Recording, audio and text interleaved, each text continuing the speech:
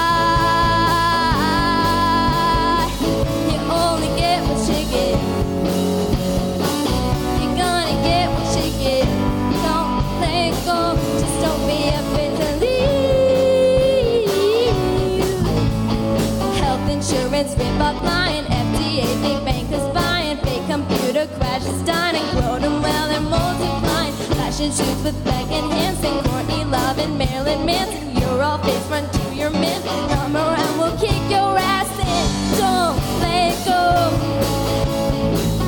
One dance left. Don't give up. Can't forget. Don't let go.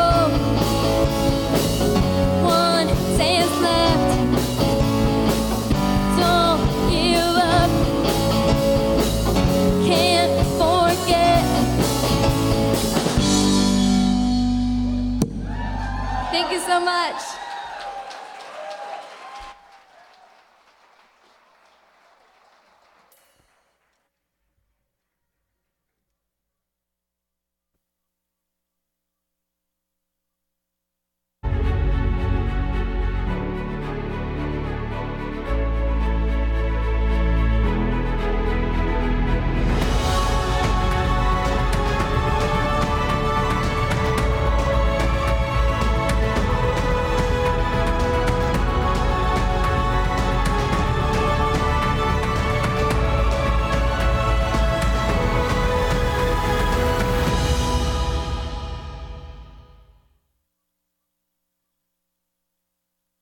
And now, put your hands together and give a big Ben welcome to CEO of the Ben Chamber, Katie Brooks.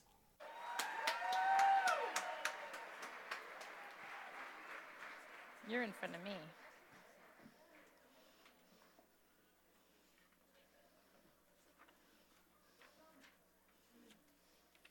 We good? Check, check. Yay.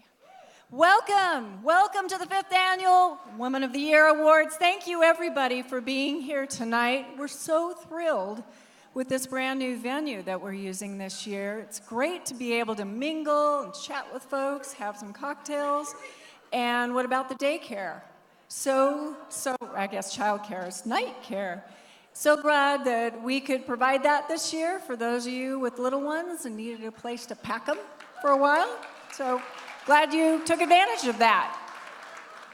So I want to start off, as we usually do, by thanking our sponsors. I'm going to start with U.S. Bank. U.S. Bank has sponsored this event 5 years running. They've been our title sponsor. Let's give them a big round of applause. And I'm going to embarrass someone in the room tonight, and let's guess who it is. How about Kobe Horton? So I got to tell you a story. Last year, the Ben Chamber celebrated the Year of the Woman in Business. We put together a whole bunch of fabulous female leaders in our community and other leaders to think about some of the challenges facing women starting businesses. We started BendX from that group, which was a group, classes for women who wanted to start their own businesses, teach them how to do that. Really got on top of the childcare shortage issue. Gathered this big room, and there's like 30 of these powerful women, and Kobe, is that you? And Kobe Horton showed up. He was the only male in the room. And so I'm pointing that out because we invited males to join us, and U.S. Bank and Kobe showed up. And I just think that matters. And I want to thank you, Kobe, for doing that, for being there. So U.S. Bank really does believe in diversity and supporting women, and we're going to meet Wendy McGrain here in a few minutes, and you're going to find out a few reasons why. Before we do that, I want to thank our media partners tonight, the Bulletin, Zolo Media, and the Bend Radio Group. And also, if you see one of the volunteers with the U.S. Bank on their shirt, we have 11 of them here tonight helping us out. So thank you, volunteers. So there's lots of other folks that donated beverages, food, goodies, that sort of thing. Shout out to Bigfoot Beverages, Deschutes Brewery, Avid Cider, and Sudara. Check out those Punjabis. If you were my next door neighbor, you would know I own several pair of these because I walk my dog in them every day. So, before I get going, just one last mention that there are some other sponsors of individual awards and the scholarships, and you're going to hear more about those in a little bit. But before I carry on, I want to invite a guest up here with me, Mayor Sally Russell. So everyone in the room who's a nominee got a personal note of congratulations from our mayor, and I just wanted to invite her up here to share a few words. Thank you, Katie, and welcome, everyone. It is such a huge honor to be standing here with all of you tonight. And you are here because someone believed in you and your community believed in you and encouraged you to step forward and do the work that you're doing. And tonight is a night to celebrate you and recognize you and really inspire us all to the next great things that we're all gonna do. Every single person who's sitting in this room, whether or not you're a nominee, you're a supporter, a sponsor, member of the chamber, the mayor of Bend, you all inspire us. So thank you so, so much.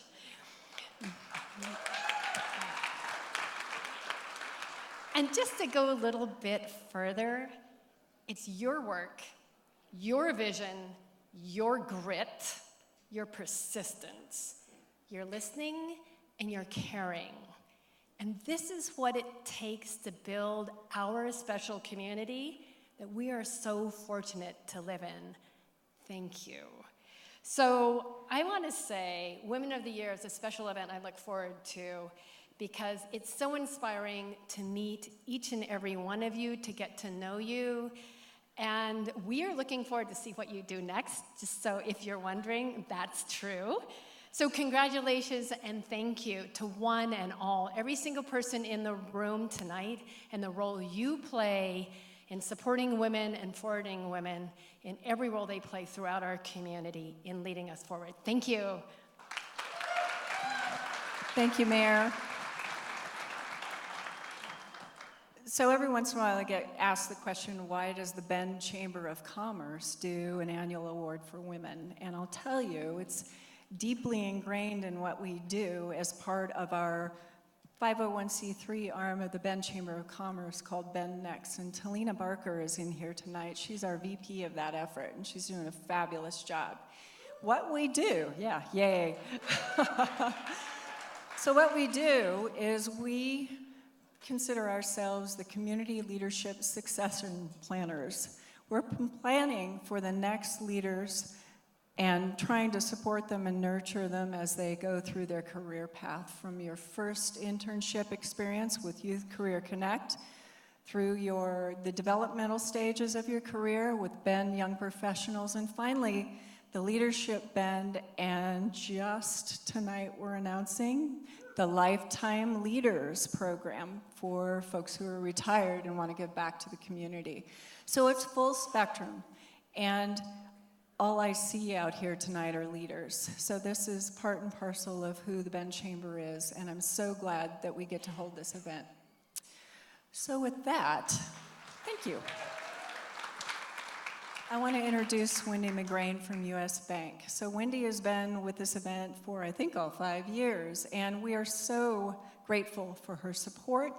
And this year, she was even one of the judges, and she found out just how hard that is to make a decision on so many fabulous women. So please help me welcome Wendy McGrain.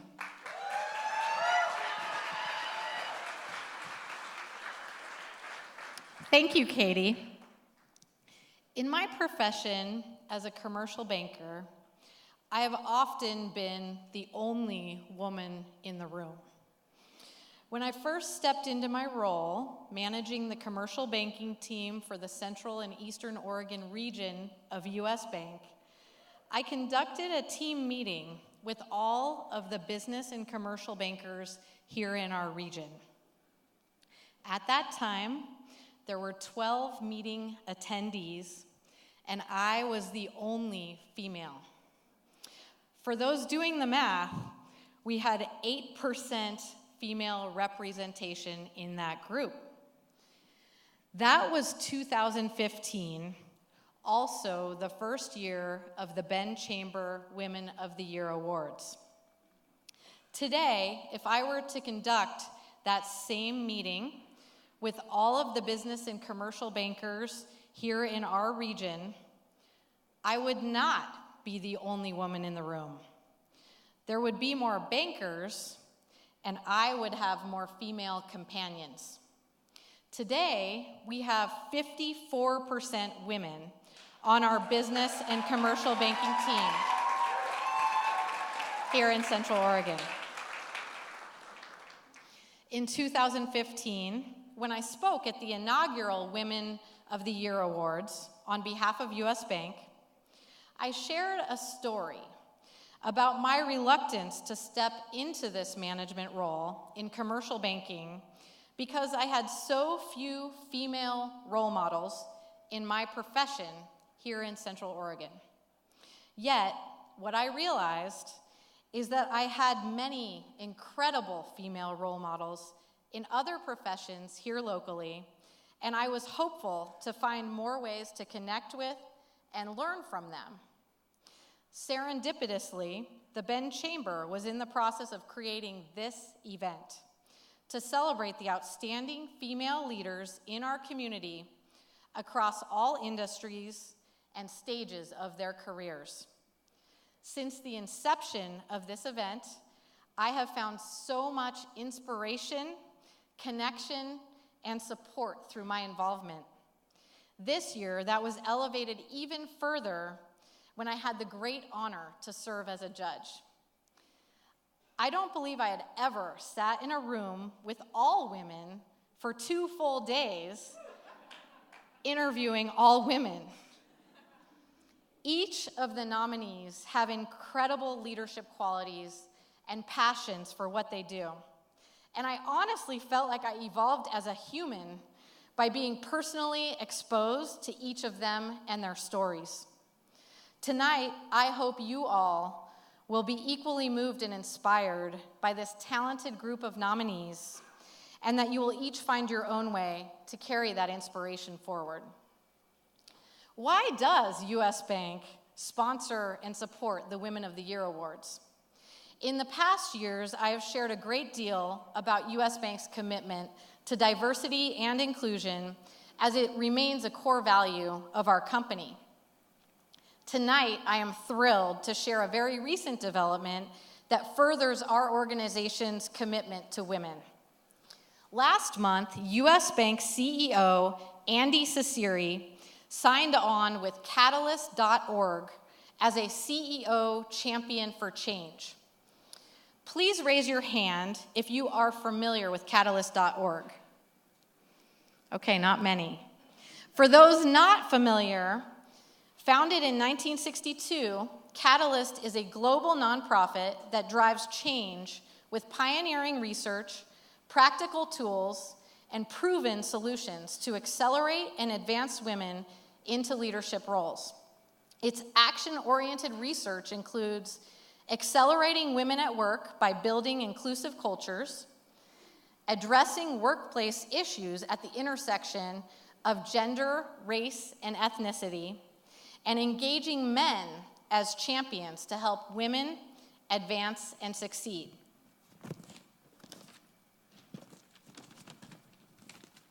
Catalyst.org introduced the CEO Champions for Change program in 2017, and U.S. Bank is now a committed member of this group of companies.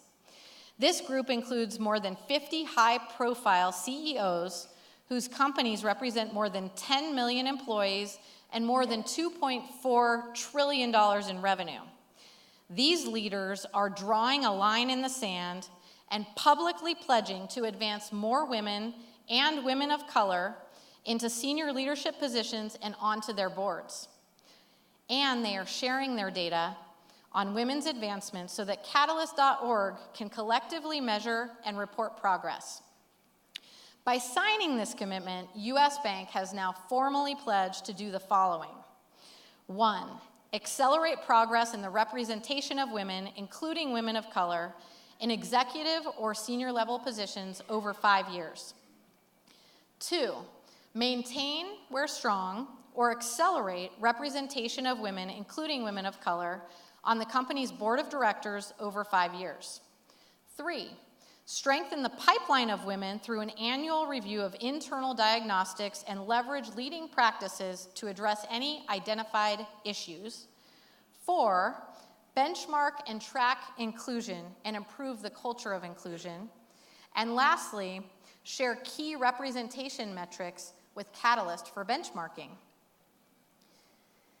In closing, the Ben Chamber Women of the Year Awards was ahead of its time when it began, and it created one unified event to recognize, celebrate, and connect female leaders here in Central Oregon. Our team at US Bank, many of which are here tonight, over in that VIP area as the title sponsor. Hi, team. Is wholeheartedly committed to supporting the success of our community in this way. We look forward to sharing more about the outcomes of our organization's involvement with Catalyst.org in future years. Thank you, and best wishes to all the nominees and their supporters tonight. And thank you to my husband, Ben, and my sons, Hunter and Henry, for being here to support me. Thank you, Wendy. What do you think? You ready to get going? Let's do this! Without further ado, our MC and 2016 Woman of the Year, the one and only Mo Carrick.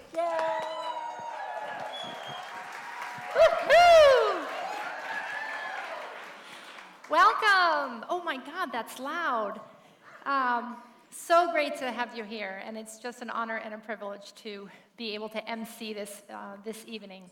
And thanks again to the US Bank team that are all assembled over here in their sponsorship of the event. Maybe I'm too loud. I know who the voice of God is, so he can turn that down. So, before we get started, I just want to take a minute and thank the judges for this event.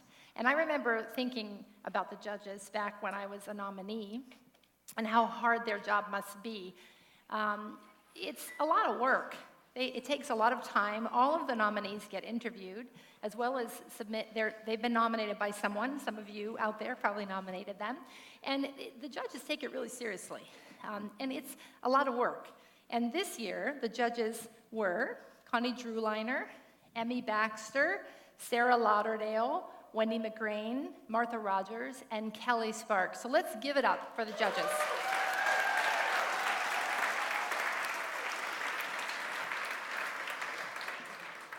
I talked to a couple of them in the social time before and asked them, how hard was it? And they said it was hard. There's all the nominees, everyone here that's been nominated brings so many assets to our community. So I think it's really tough to pick.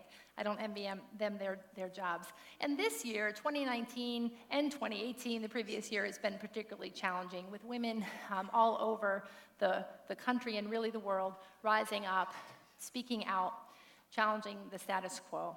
And everything that's happening domestically and globally, of course, is really powerfully represented by all of the categories that we're going to be talking about tonight. So here in our community, we're connected, certainly, to that bigger and dynamic world. Getting ready for tonight, I was thinking a little bit about 2016, which is the year that I won the Woman of the Year from the Chamber. It was the second year that the Chamber had been hosting the event. And I was really struck as I was reflecting back in my memory. 2016 was a hard year for me for some personal reasons. And the big joke at the award ceremony that night was that I was surprised I won because I cried and bled during my interview. I mean, like literally, I had a bloody nose and I was crying. And I came out of the interview and called my husband and said, I don't think I won because I leaked too much body fluid. But somehow, I did win. And I'll always remember that night for a couple of reasons. One was I've never won anything, like not even at the fair. Like, not a stuffed animal, not like even the little rubber, stamp. Like, I just don't win anything. The Woman of the Year award is the last one of the evening. And I was there that night with my husband, who had just had a stomach tube put in for his throat and tongue cancer treatment.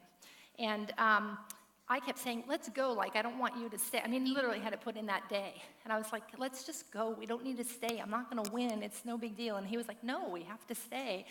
And I remember just thinking how weird it was. And then they announced that I won. And I was like, oh, my gosh, I don't have anything prepared. And I don't like my outfit.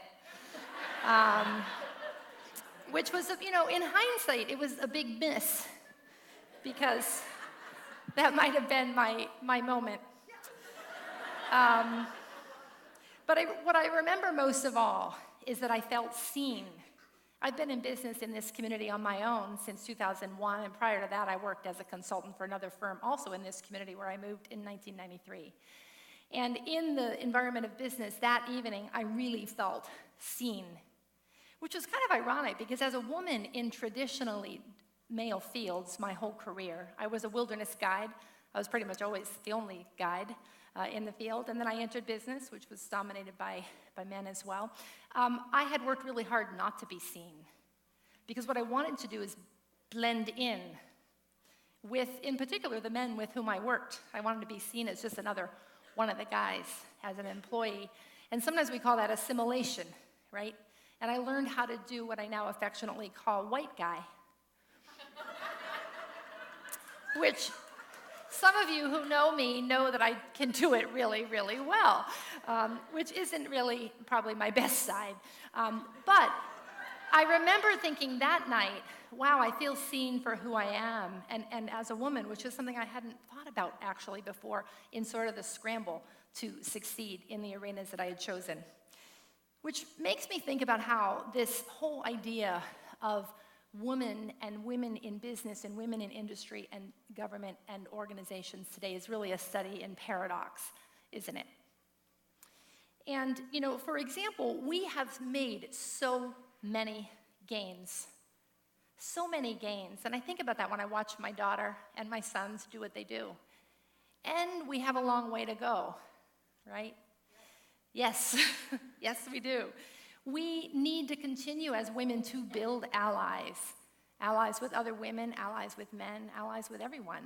We need to build allies, and we need to be allies. I just gave a TED talk about the role we play as women to be allies to men who have some of their own issues that they face culturally and in society today. I also know that as a white, cisgendered, heterosexual woman, I've benefited a lot more than many other women of color and of other identity groups due to the advent of the women's movement. So it's important for me and those of you that may represent the same insider groups as me to be allies to women of color and other underrepresented groups. So we are needing allies. Thank you. And we have to be allies, which is challenging at times to figure out how best to do that. There's an expression that some of the men in my life use. It's called, some of you might have heard it, it's called man up. Has anybody ever heard that expression? Like they say it at the ranch when someone cuts their finger and they're like, ow, man up. You know, man up. And I've been thinking about that idea and how it sort of represents masculinity and be tough, don't cry, man up. And I've been thinking about what would be the equivalent for woman up, right? Like, hey, woman up, you know, just get a grip. And I've been thinking about what's changing in my business as a consultant working in the space of leadership and culture. I'm seeing just tremendous and escalated changes about what it means to lead, what it means to have a healthy culture. And they're good changes, and they're complex. But some of the things that woman up might mean tomorrow, if I get my way, is it means be tough and be kind.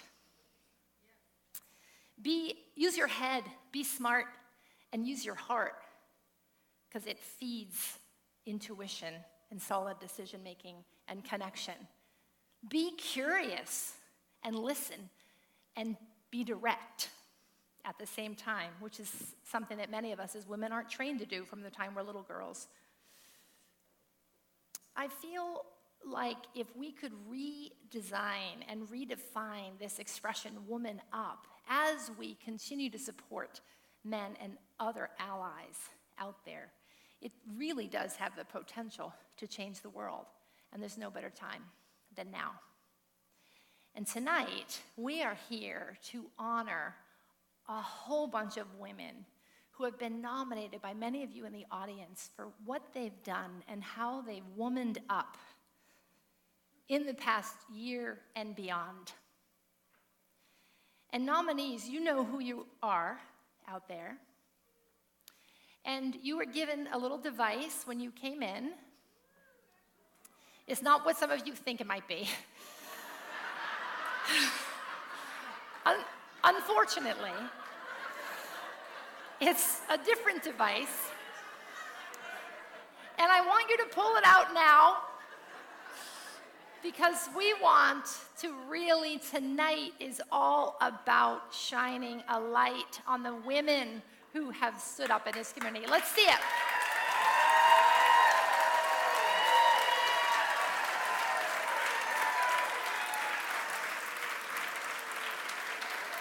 To our nominees.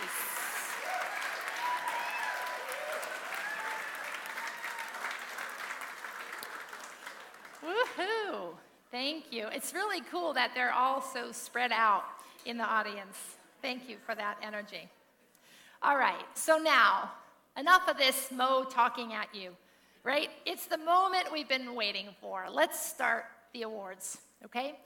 So, the first category that we're going to do this evening is a really important one. It's important for a variety of different reasons. It's the Entrepreneur of the Year Award.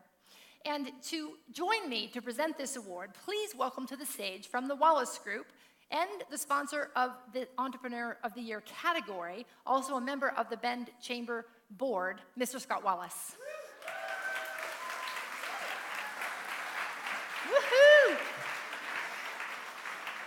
Welcome. Thank you, Mo. Yeah, thanks for sponsoring this award. Yeah, it's a pleasure and an honor to be here tonight. And it's great to see so many business professionals and folks from our community. And on behalf of the Wallace Group, we're just proud to be able to sponsor and support the 2019 Entrepreneur of the Year Award. So. Awesome, great. Thank you, Scott. So through timely innovation, strategic thinking, and smart execution, the recipient of the Entrepreneur of the Year Award has, the nominees, have launched and built one or more successful companies with a track record of growth, profitability, industry leadership, and breaking new ground. These preeminent entrepreneurs possess the drive, the managerial acumen, and the leadership traits that others aspire to have. They've also positioned themselves for future achievement. These women are role models for all of us and all of those who believe in the pure power of entrepreneurship. The nominees. Affton Coffelt. I am the CEO and founder of Broken Top Candle Company. I think that people would say, as far as me being an entrepreneur, that I am dedicated. I'm a hard pusher.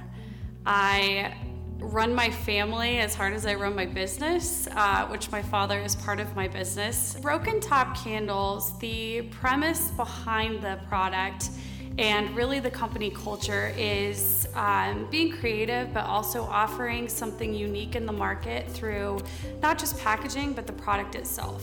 Inviting the Pacific Northwest family and lifestyle into the product by using organic bases, natural products, things like that. Things that you want in your home instead of not knowing what those are. Kelly Kearsley.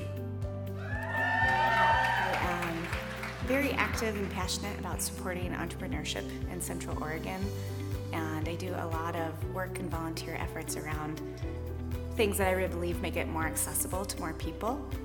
During my time with BenTech, we have watched the co-working space nearly double in size and also in membership. We now serve about 160 members. We host 2 annual events that I'm always really proud of. The Unconference is a really fun, casual pitch fest for early stage entrepreneurs. That's in the fall. In the spring, we also do the Startup Resource Fair.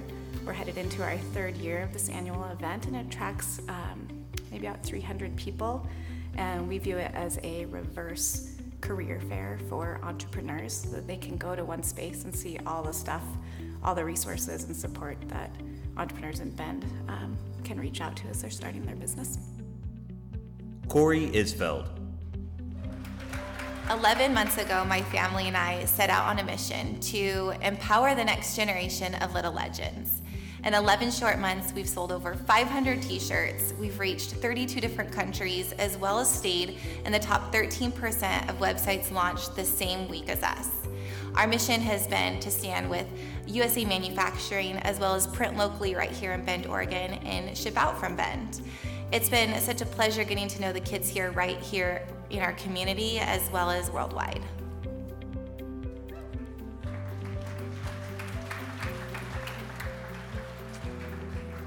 All right, so the 2019 Entrepreneur of the Year award goes to... Wait, I don't think you're supposed to do that yet. Oh, yeah. I don't know. Wait, you tell me. Aren't I supposed to read this first? You can do that. Are you sure? Okay, because then you can kind of guess. It's like a mystery. Like they've told us exactly what to do, but I'm sure I'm messing it up. So our nominees, Affton Coffelt, Kearsley, and Kori Isfled. In just 3 short years, this entrepreneur has taken her industry by storm. She started her company in the kitchen and crafts her wares in her 3,000 square foot warehouse. All of her products are handcrafted and hand-poured right here in Central Oregon. This entrepreneur's company works with the Bend Transitional School System to offer internships in their factory. She also donates monthly to local charities throughout Oregon and works to build awareness and educate people about her industry. And now is your big moment. And the 2019 Woman of the Year, Entrepreneur of the Year goes to Affton Coffelt, Broken Top Candle Company. Affton, are you out there? Here she comes, I think. Yes, she has to make her way.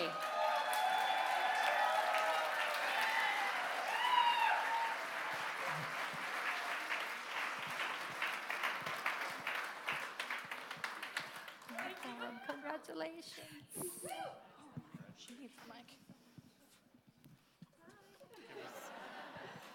Thank you so much. To be nominated was one thing, but to win this award, I can't even begin to tell you. My family, this community, it's been so amazing. The last 3 years has gone by so fast. And it's funny because I have 3 kids. And my parents always told me, enjoy your youth. It goes by so fast. And now I can totally contest to that.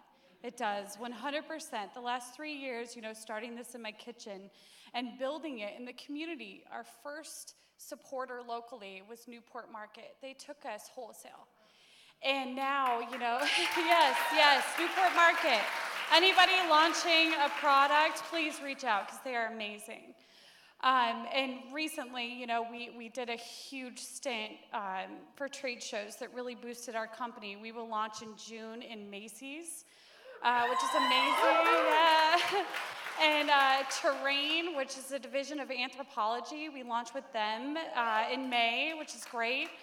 But to have people like Newport Market, people in our community come by and appreciate what you're doing and support you, that's what it's all about. It's not just me, it's not just my family, my husband, who has supported me through thick and thin and put every penny we have into our company. And my dad is my business partner. He is if it weren't for my dad, I don't know where I'd be. Thank you, I love you, thank you. And the community, just everybody, it's there. As a woman, it's there. Just reach out, hug the person next to you, and just go with it. Just close your eyes and just go with it. Yeah. Awesome. Thank you all so much. Congratulations. Good job. Thank you. Good job. Thank you so much. You're welcome. He has all the awards there. Thank you. Thank you so much. Perfect. Good job. Thank you, Scott. Stand up here. You want me to stand here? Yep. There's like these mystery things. Like they leave me with the mic and then they take the mic. Then they go psst, psst. So I think I'm supposed to stand right here. So if I move, you let me know if it looks funny. Okay, so when the founder of the Woman of the Year award process, Robin Rogers with the Chamber, when she proposed this signature event for Bend, she and the judges knew that it was important to honor and support the advancement of young women who are making significant accomplishments daily. And I love that they do this. The goal of the Young Women's Acknowledgements is to encourage these women to be the best that they can be. The conversation also started in the beginning, has continued to include a scholarship idea that was born to help with college expenses. Super important for young people with dreams. Knowing that our Young Hero recipients were mostly moving towards college in their futures and understanding that the cost that entails is significant. Jeff Robertson of Robertson Ford, the Moore family of Bigfoot Beverages, and Steve and Miller and Connie Drewliner of Express Employment Professionals committed to providing scholarships for these winners year after year on a handshake. Yay!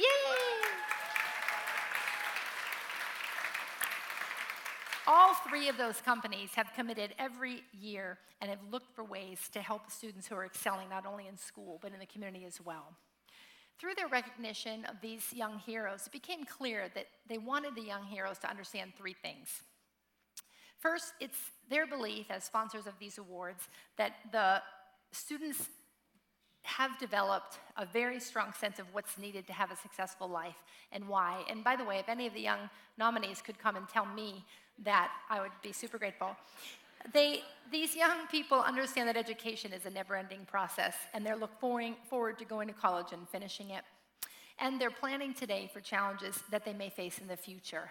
I think you'll agree that these students serve as really powerful examples by exhibiting self-discipline, respect, and positive behavior. Helping present the awards and the sponsor of the Young Hero Award category from Foot Painting today. Please welcome to the stage Travis Ulrich and Clarice Magno.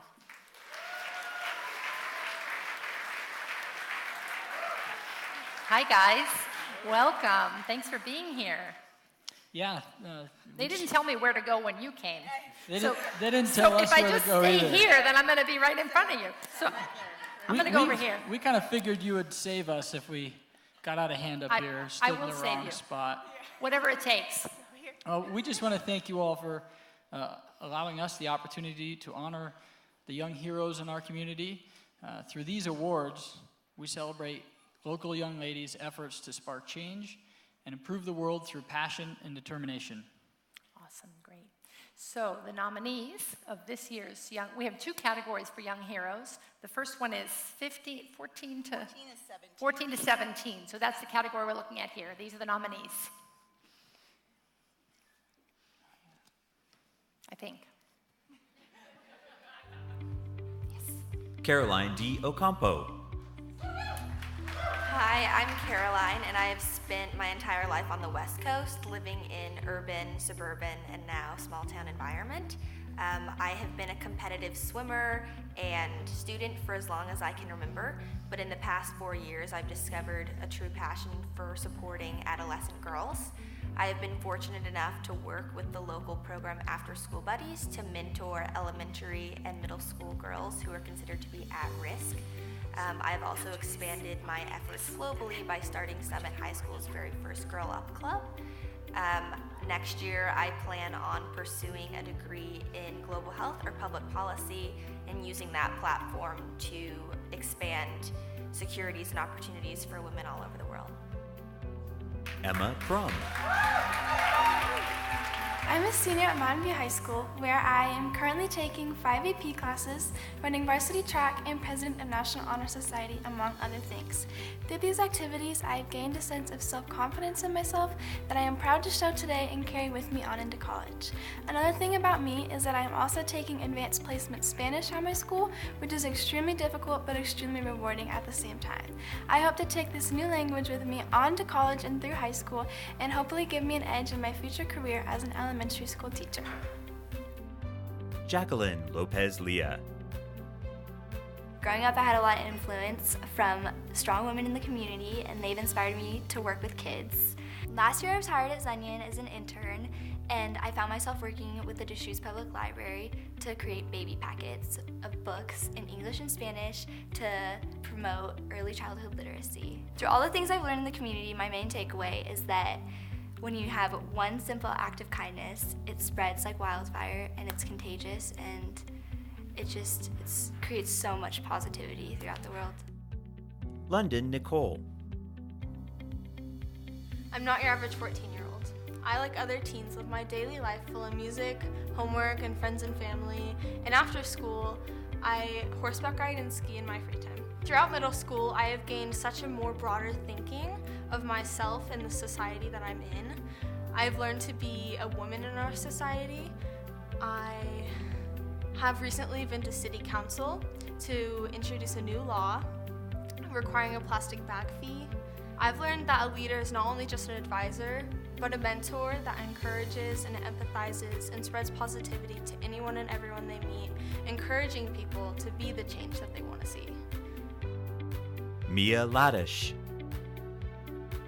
I'm a junior at Summit High School, and I'm a member of our Interact Club's board and our Camp Tamarack Club, and I love being a part of the Central Oregon community. Steele Jasa.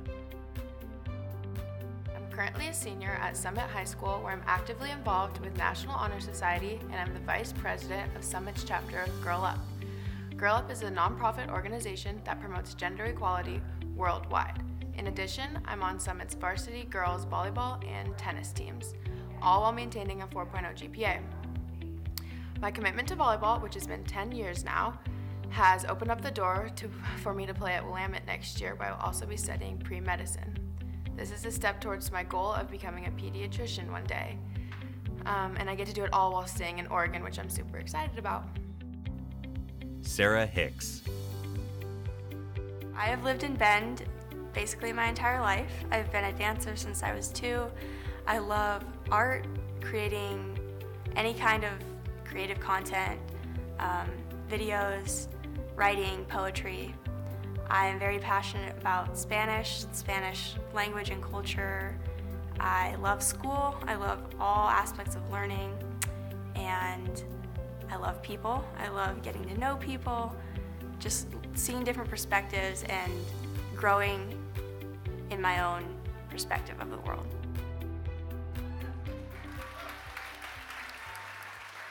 Come up. See, we have to be close to that. They told us to stand there.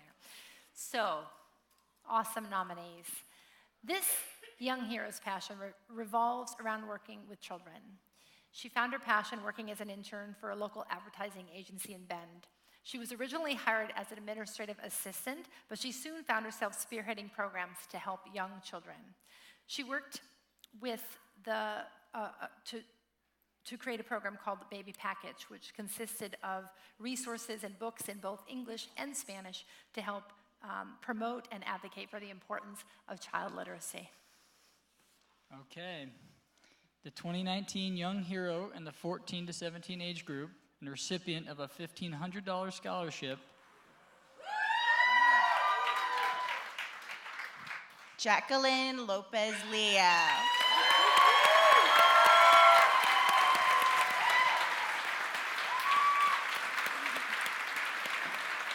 Congratulations. Good job. You can cry, but we have to get you the mic before you cry. Okay, hi guys. I kind of, oh my God, wow. Okay, cool. I kind of wrote something. So I'm just gonna read it. I'm so nervous. I'm sorry. This is a great honor. Just take in air. Okay. Okay. It's an honor to even be nominated with all these incredible peers. I really couldn't have done any of this without the inspiration and support of the strong women in my life. They've taught me happiness is contagious, so spread it generously, that it's free to be kind to others. These principles are simple ways to enrich the community. With this scholarship, I'm able to pursue my dreams of becoming a nurse at Washington State University. So, thank you guys. Thanks for the community. Thank you guys. I'm just Perfect. so shocked. This is awesome. I think do they want a photo op with the check? I'm gonna let you guys stand with the check. I don't know who takes a picture, but somebody, you got it? Okay. Woohoo! These are for you as well, and also this. Congratulations. I'm gonna give you that back. Perfect. Come on up to the front again. Congratulations, Jacquelynn. Woohoo! All right, here are the nominees for the Young Hero age group 18 to 21. Elsie Charles. I grew up in Portland, Oregon, and I moved to Bend in 2016 with the help of a presidential scholarship from Oregon State University. I am currently a program coordinator for the Events Council, and I'm also the club events coordinator. I also developed the Orientation Leader program that accompanies our Welcome Week programming for first-year students, and it dramatically increased the retention of first-year students across that first week. I'm also involved in the Bend community as an instructor for Campfire of Central Oregon, and it's just been so fun to get involved around the city of Bend and through these different organizations. Gianna Viola. I am a senior at Summit High School. I am super involved in my school. I was on student council for 3 years. I am also extremely involved in Young Life and Wildlife in our community. I really enjoy doing leadership things throughout our community and at my school. Last year, I ran the Thunder Pageant at our school, and that was super awesome, which is a fundraiser for our school sparrow, which is a child in our community in need, and we raised upwards of $40,000 for her, and that was super rewarding. Katie Slough. I'm a senior at Mountain View High School. I've had a lot of fun throughout high school, but the 3 things that have stood out to me the most are my involvement in my high school's competitive robotics team, my involvement in Leadership Bend, and through Rotary. So in robotics, we have 6.5 weeks every year to design, build, and program a brand new robot, and then we take it to competition. And then Leadership Bend has introduced me and helped me create more professional connections throughout our community, and it's taught me how I can contribute to my community. And then through Rotary, I got the chance to go to their Leadership Awards Camp after my freshman year, and that introduced me to other people my age who are also interested in leadership and who are also leaders in their schools. And then through Rotary, I also went on a short-term exchange to Italy, so I got to stay there for 3.5 weeks. Lily Chrisman. I'm a part of 4 very important groups at Summit High School. One is Muse Club, which is women's empowerment, National Honor Society, and a group called Summit Together. Also, I am a Thunder Girl for the Thunder Pageant, raising money for our Sparrow Kinsley Cook. Outside of school, I've been swimming for the Bend Swim Club for 11 years, and it's taught me hard work and dedication. I was awarded the Miller Lumber Award, which recognizes attendance, dedication, and leadership. I'm very involved in our community, and I enjoy giving back and showing other young girls what is possible and how you can do amazing things outside of school. Lynnea Fredrickson. I'm a Central Oregon native, and I'm also a senior at OSU Cascade studying speech communication. I'm passionate about higher education and making sure that it is accessible for all of Central Oregon. That's why as Director of Legislative Affairs, I make it so that our student voices are heard up at the Salem Capitol. I'm also heavily involved in research. I'm currently working on research within FISH, the band, and working on music within communication field as an interdisciplinary study. Reilly King. So I'm a senior at OSU Cascade studying Human Development and Family Sciences. One day I hope to go into social work with either an emphasis on immigration or foster care case management. Right now I currently hold 3 jobs. I'm the president of student government at OSU Cascade, so I work 15 hours a week advocating for students on campus in meetings, meeting with higher ups, going to Salem and lobbying for our campus.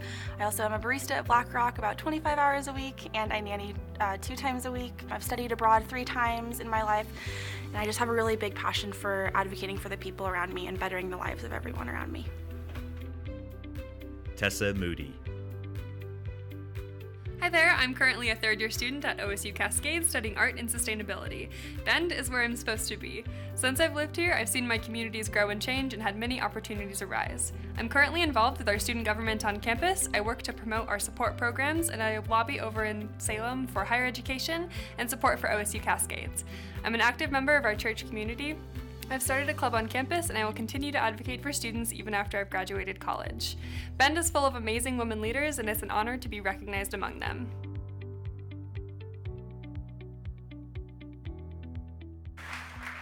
So, Travis and Clarice, can you believe these nominees? It's impressive. It's fun just to be part of this. The excitement here. I know. It's tangible. It's catchable. It's definitely tangible right here. Yeah, it is. It is. It makes me kind of want to go back for a do-over, though. Like, because my 20s weren't really like that. But on to the winner of the Young Hero Award in this age category, 18 to 21. So this young hero understands overcoming life's obstacles. A communications major who's passionate about equitable access to higher education for Central Oregon students. This includes being real about the challenges for first-generation college students, homeless students, and so much more. She works 20 hours a week, I think, or maybe it's a month, as a student life office manager and a marketing specialist at OSU Cascades, which includes serving as the co-director of legislative affairs in ASCC, where she focuses on organizing lobbying efforts for students on campus. Her trips include destinations like Salem, where OSU Cascades students will meet with Senate and House representatives about issues that matter to Central Oregon University students. And in addition, she cleans houses in the evenings and on weekends to make ends meet. Wow. Ladies and gentlemen, the 2019 Young Hero in the 18 to 20 age group and recipient of a $1,500 scholarship, Lynnea Fredrickson.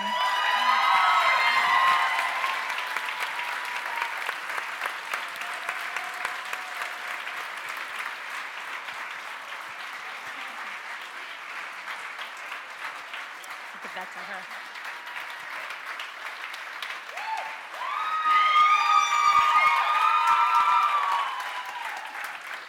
Congratulations. Well, thank you. You're crying already. Yeah. But don't forget to breathe. Oh, yeah. You get to say a few words. Well done. Well done. Hi. There's one thing that my office knows that I'm known for is saying, hi, my name is Linnea, because I often have to say that quite a lot. I have nothing prepared, but I'm a speech communication major, so let's think of something. I know. Yes.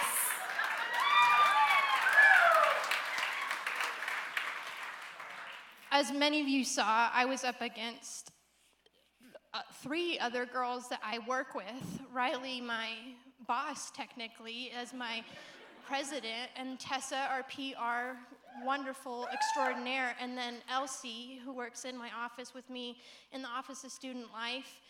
And I have to thank my I'm so sorry. It's okay. I have to thank my boss, Kristen Martin, who nominated me. I've never had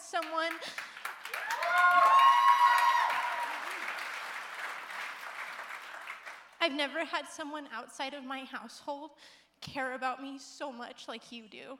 And it has changed my entire life this past year as I have struggled through so much. And I can't even tell you how thankful I am for you, to have you in my life and have you in the office every single day. And as a Central Oregon native born in St. Charles, I'm just fascinated by how this community has grown and all the people that are here. And I, once again, echo the same statement that I feel seen. And after all the work that I've tried and put through with our new academic building that's coming up at OSU Cascades, and any work that I've tried with OSU Cascades to get this higher education desert to be eliminated so everyone gets an equal opportunity to go to school,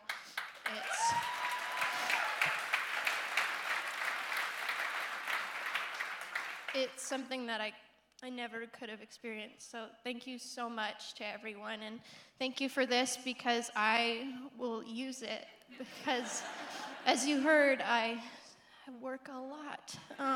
So yes, thank you so much. Thank you. Good job. We'll take a picture. We're gonna, there we go. Perfect. But the photographer's over there.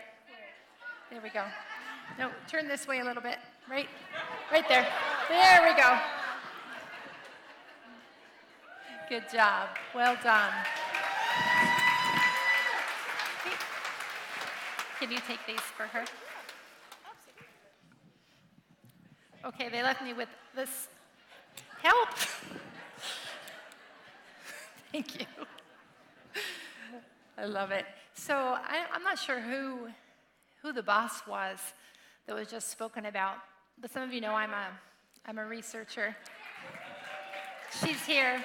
She or he is here. So one of the things that I talk about in my most recent book is that people know their companies through their immediate boss. And the testimonial that just happened on this stage about the importance of that relationship, it just really, really touched me. Good job.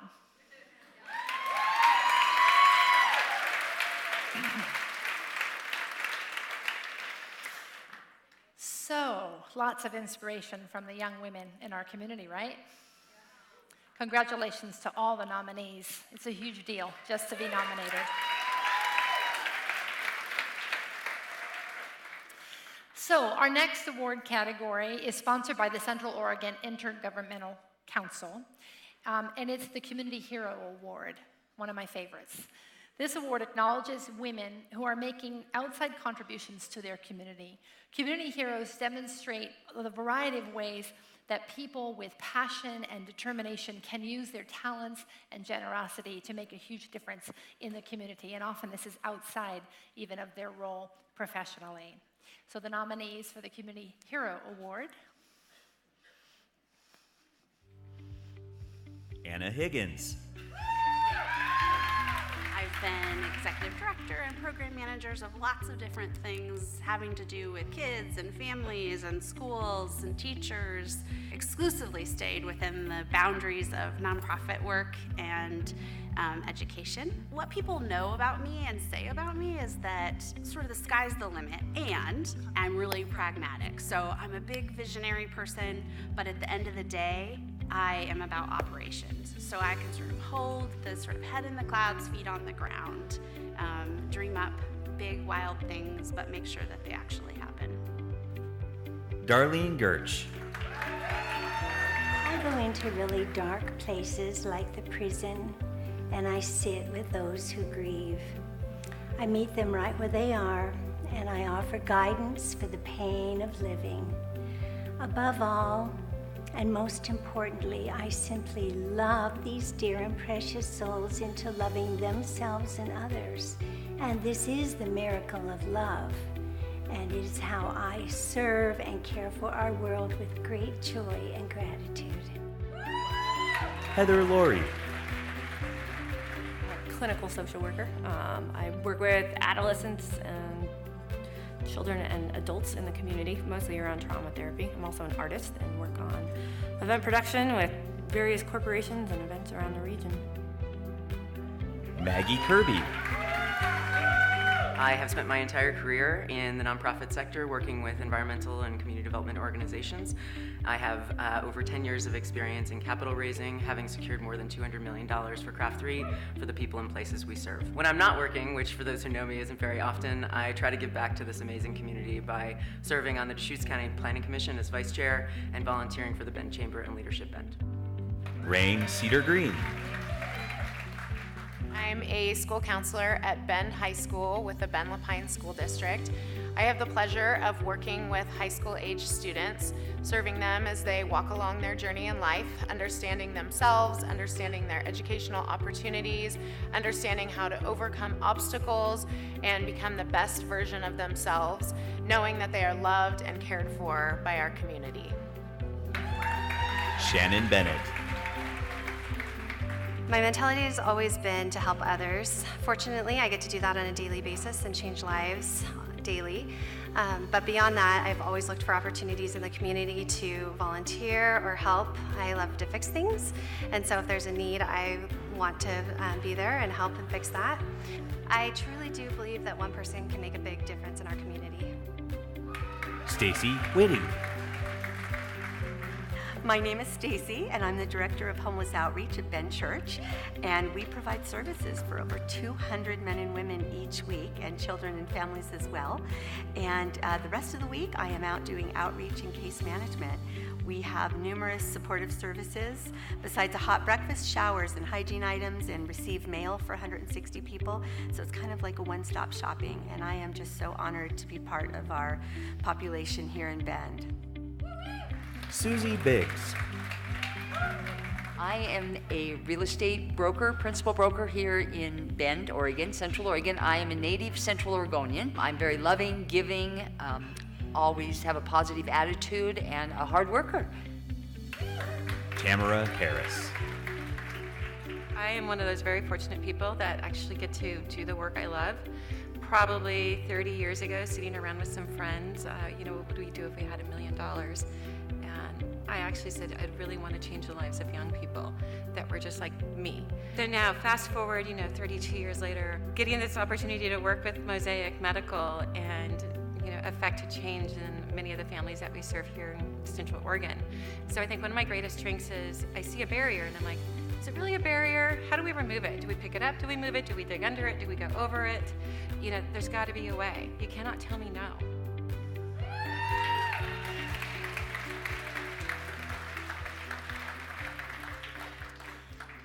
My mom, who lives in this community, is in her 80s, and she and her friends knit. They knit every day, like they knit so many things.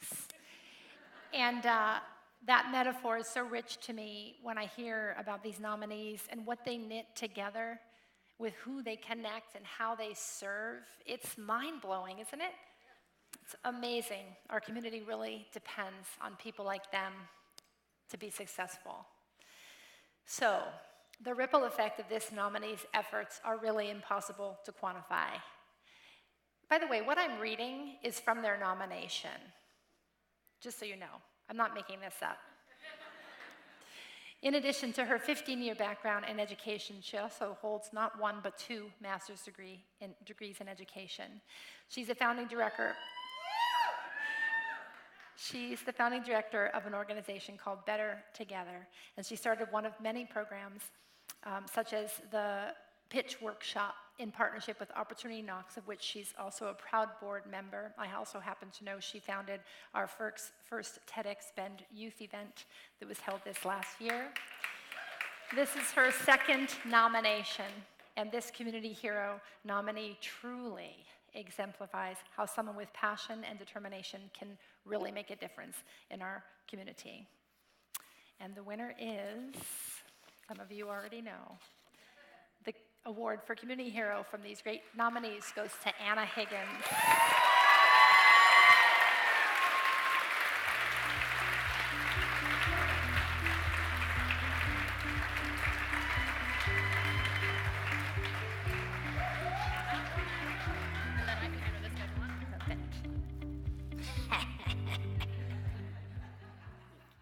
Congratulations. Thank you. Oh, thank you. Wow. Am I standing in the right place? Whew. Yes. First, I just have to say that trophy, my 7-year-old son said, where are you going? What is happening?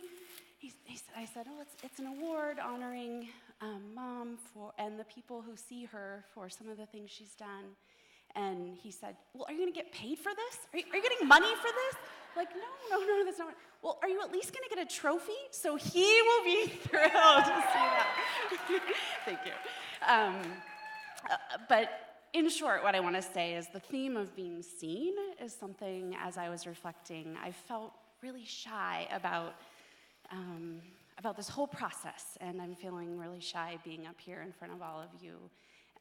But when I reflected on it, what came to me is that my whole life I've been seen and have had cheerleaders and champions who have held a mirror up for me to let me see myself in the way that they see me and clear the way and make the path and believe in me more than I do of myself. And the challenge that I want to own and I want to put back out to all of us is this is all of our work, to see people and honor them and clear the way for people, especially those women who are further from the opportunity than you may be. So, and one last shout out, I have had the honor and privilege of being with my Grammy this week, who is in her last days, and she's seen me, and I am so excited. I am gonna take a 5 a.m. flight tomorrow, and I'm gonna bring my trophy, and it may be the last thing that she sees. I'll trade you for these awards too. Congratulations. Good job.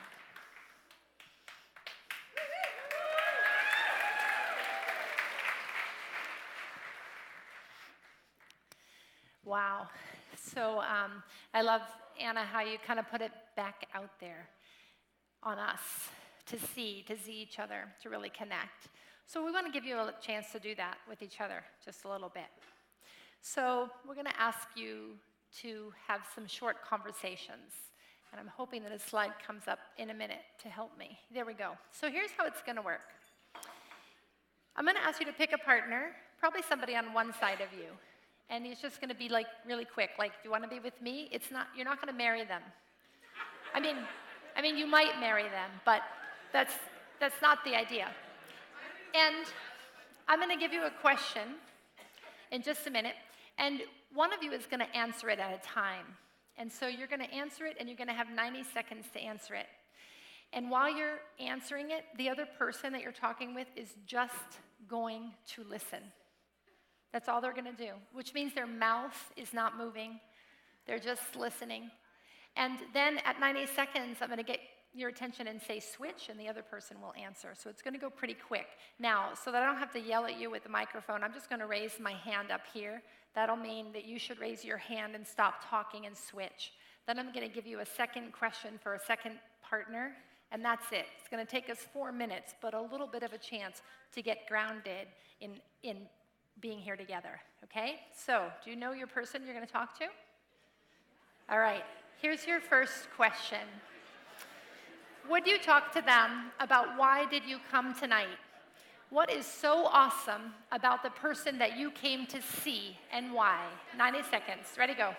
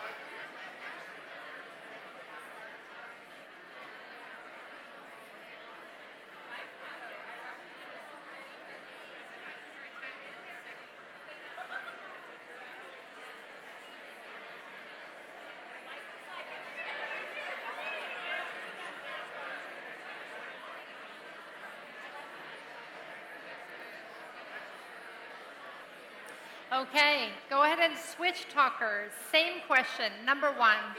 The other person talks, you listen. Ready, go.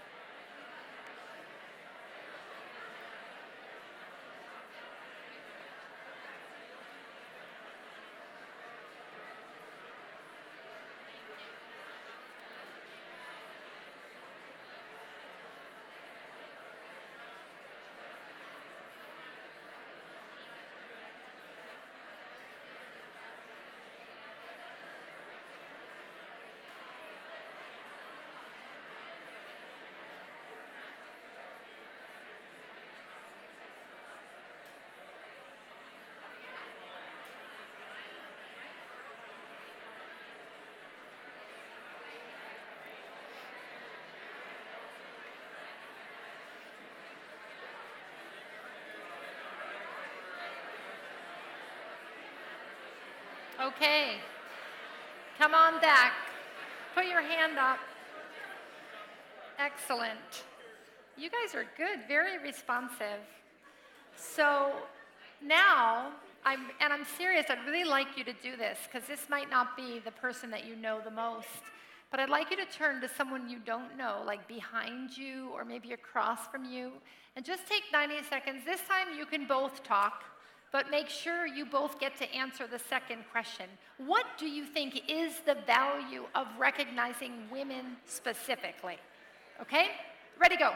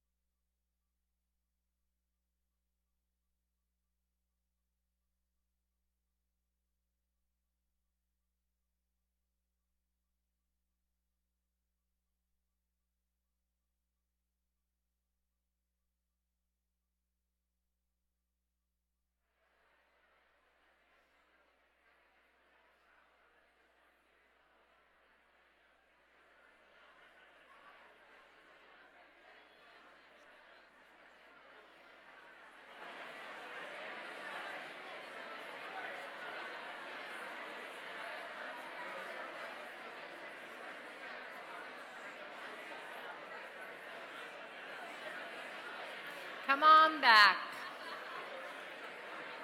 Come on back.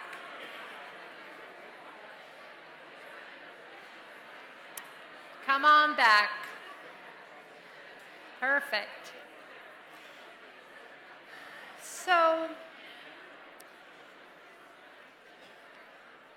I can't wait to hear some of what you talked about, right? Because both those questions are super interesting.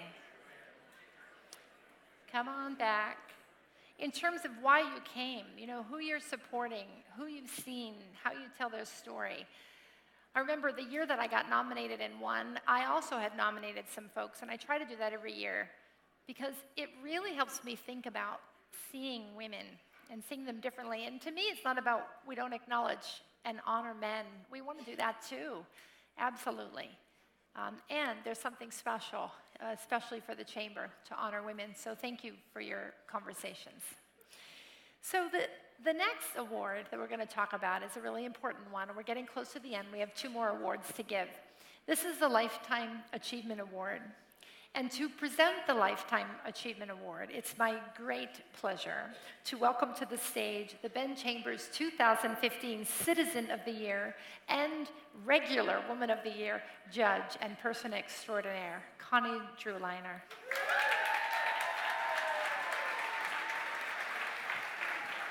Hi, Connie. Looking for the X. Yes, it's very hard to see, but they told us to stand close to that.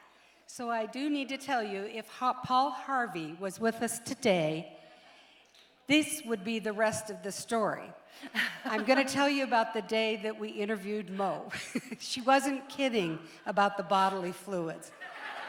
In fact, I've interviewed people for 42 years and never had an interview quite like that. About halfway through, I said to her, Mo, we'll excuse you to go to the restroom. And she said, nope, I'm going to carry on. And she was literally taking Kleenexes and putting them in the garbage and taking them and putting them in the garbage. And we all said she was this amazing lady. At the end of the time, with the flair she's showing you tonight, she turned around to all of us and said, I'm taking my bodily fluids and leaving. So it was a pity win, is what you're telling me. No. It was yours that year. Thank you, Connie. So I also want to just take a minute and have the judges stand up for just a brief second and say to you that I had a couple people ask me tonight, because most of us have been there since the inception, if we really do vet these people. And I need to tell you that we're about, I counted it just for kicks and giggles this year, 50 hours in deciding. So please stand, ladies.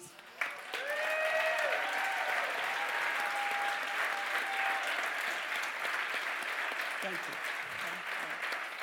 So thank you all here tonight to give me the opportunity to honor our Lifetime Achievement Award nominees. Our winners and our new sponsor, I'm proud to say, is Jeff Martin, president of Cascade Business News and the son of last year's recipient, the late Pamela Hulse Andrews.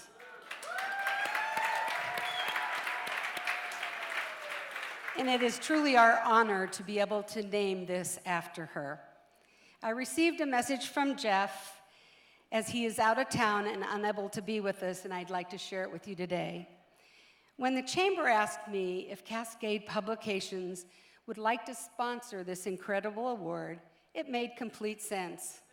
Not only does it honor Pamela and her commitment to giving back to the community, creating exceptional publications that they have done for 25 years, it also honors the incredible women that have helped in our transition at that time and currently today. Thanks for all this humbling opportunity. And that was your words from Jeff.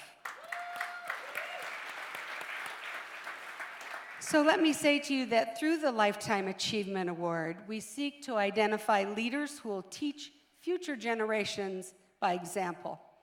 Lifetime Achievement winners have shown long-term active engagement in our community and have made positive economic impacts locally. They're successful leaders in their companies, in their industries, and in their communities. This award allows us to recognize what we call the true pillars in the community. These women, through voice and action, are all leaders worth emulating. Their contributions have been many and will continue to be their legacies for all the years to come.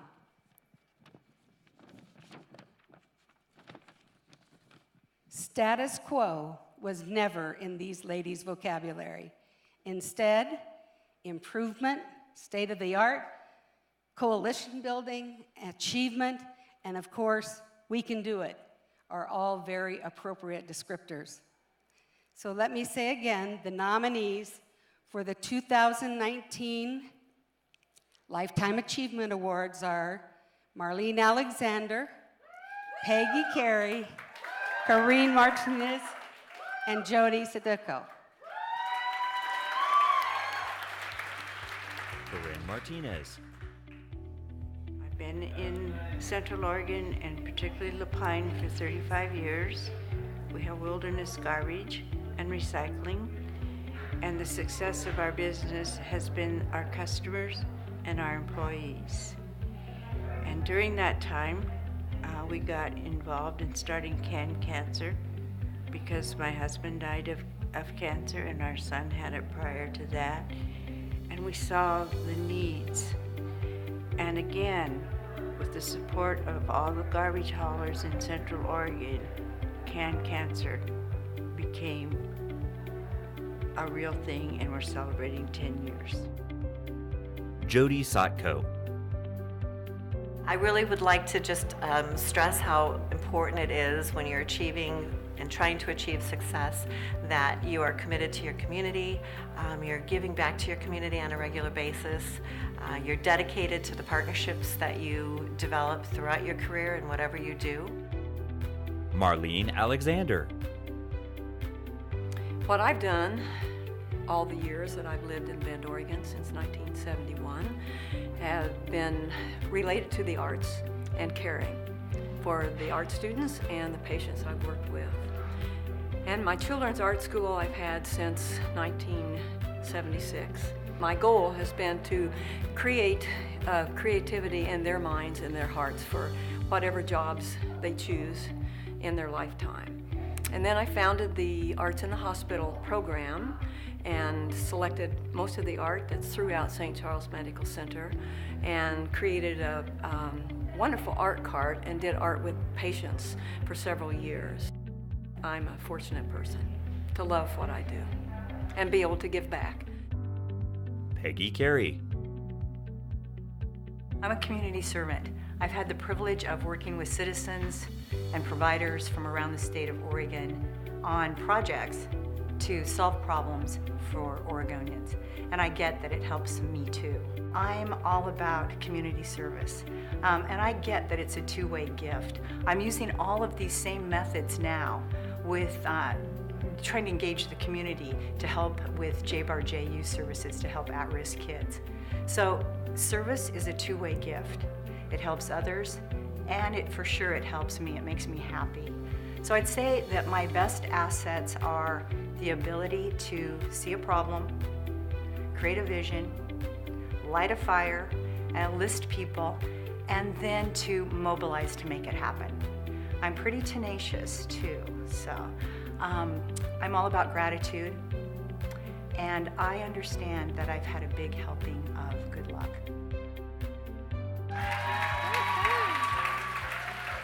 Amazing ladies. Please know that each of you here tonight is worthy to serve as the role models of faith, caring, and servant leadership. Our recipient this evening has made an amazing footprint in our community and is a woman who has impacted this community in a tremendous way. She's somebody who leads with vision and knows how to move that vision into reality. Her guidance has inspired many, and she's been instrumental in the development of many Central Oregon businesses. She's a role model for women and men as well, encouraging everyone to make our community a better place to live. She's a respected member of our community, noted for her strength, her fortitude, and her ability to inspire others.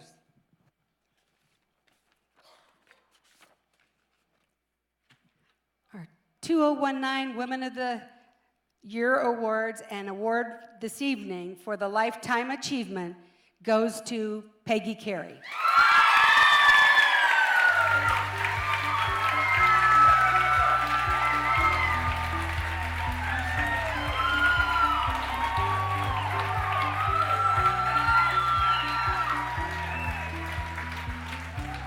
Thank you. Thanks, Mo. Okay. Thank you. I'm honored, and I'm honored to be on the stage where so many women that I admire have stood before.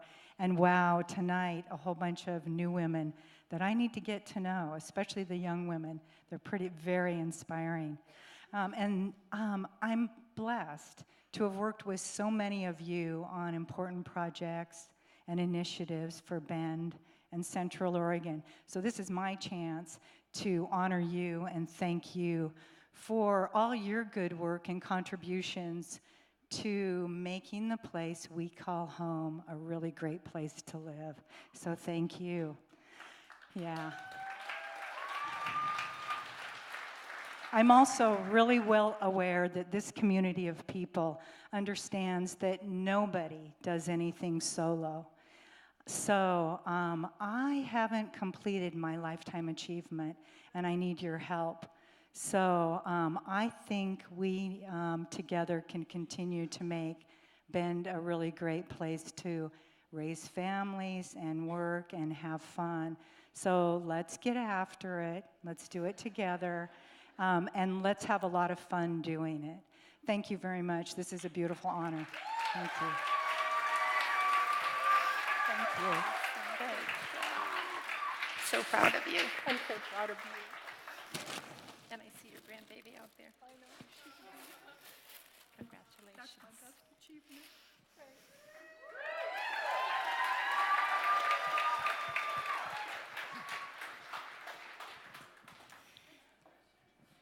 Peggy has a brand new grandbaby who's been here all evening, and I'm impressed. I'm impressed. Thank you to all of those amazing women, what they've done in their lifetimes. It inspires me. There is a lot of work still to do.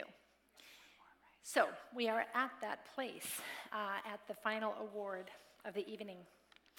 And it's really an honor to be able to present this award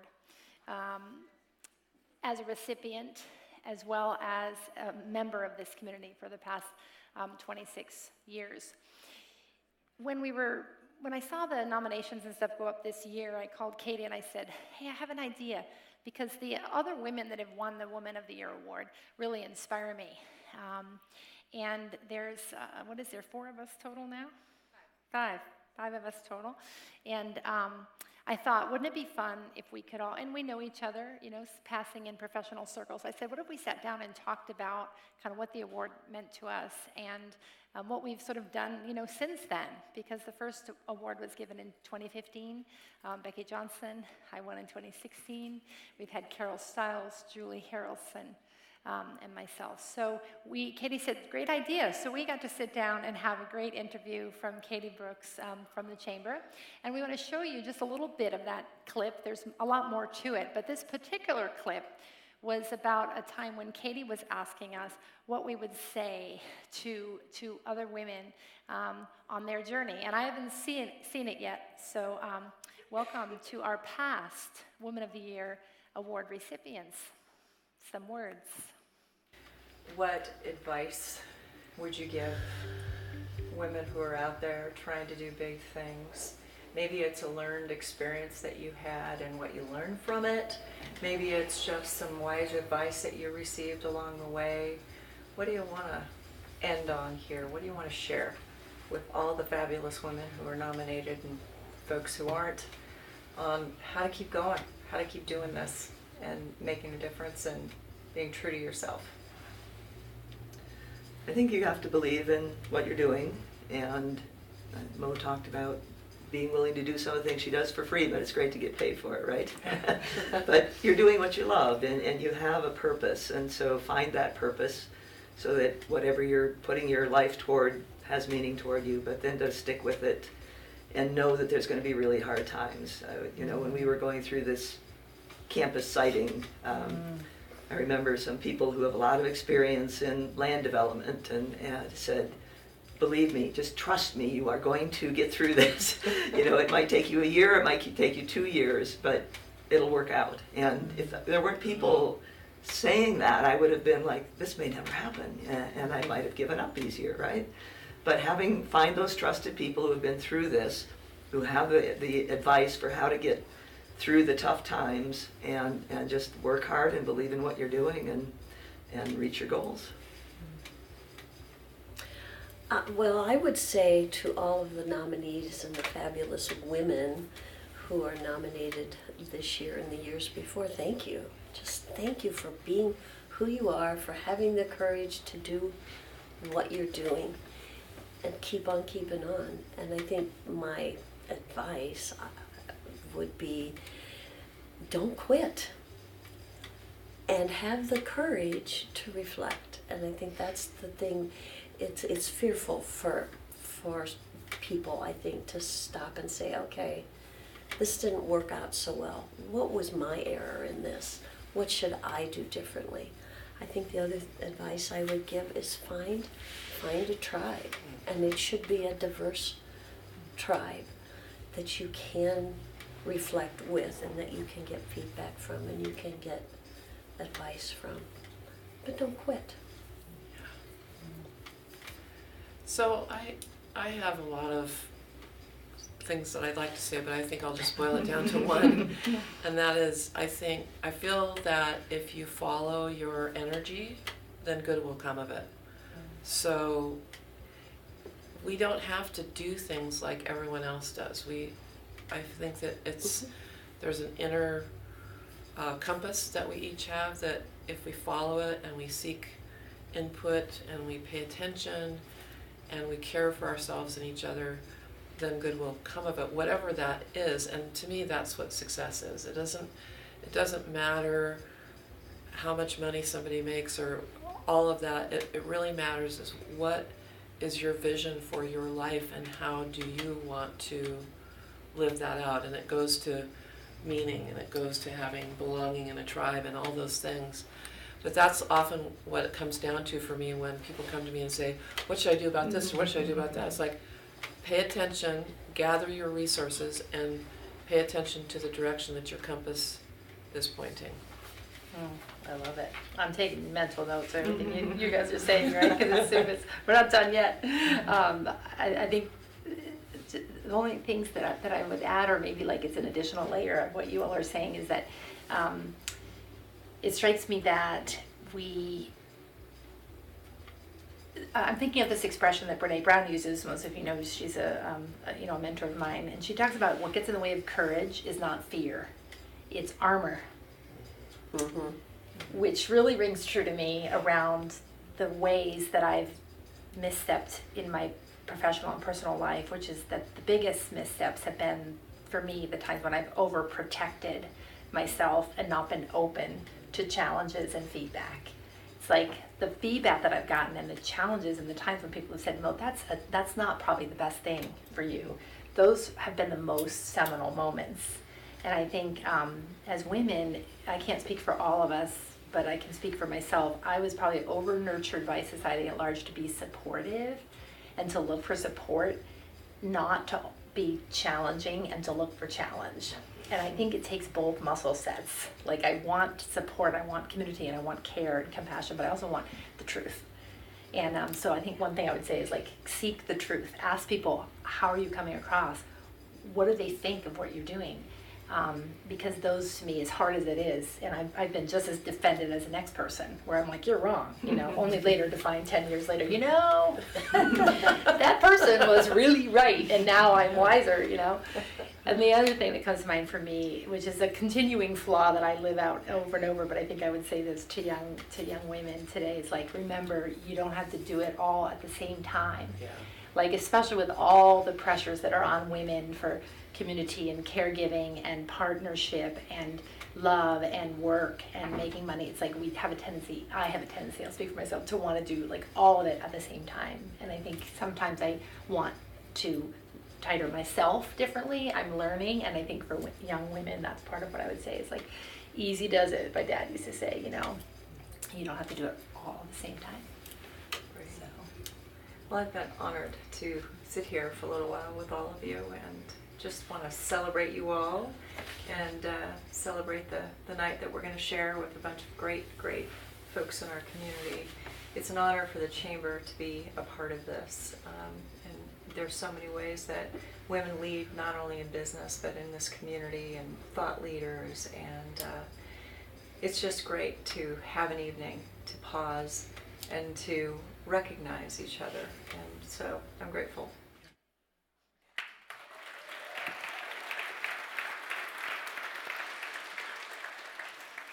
What an honor to sit with those other award winners. Thank you, Katie, and for that group. Really fun conversation. I can't wait to see the other clips, because there were some pretty funny ones about that. So it's my honor to present this final award, which is the Woman of the Year, the 2019 Woman of the Year Award from the Ben Chamber, sponsored by Mike's Fence Center. Thank you so much. The Woman of the Year Award recognizes women who have excelled in their career or field or passion and have made a significant achievement in a traditionally male-dominated arena. The essence of the Woman of the Year Award is to discover and reward exceptional women for their leadership. Every one of these women are so deserving, and we have a lot of nominees this year. So let's learn about them.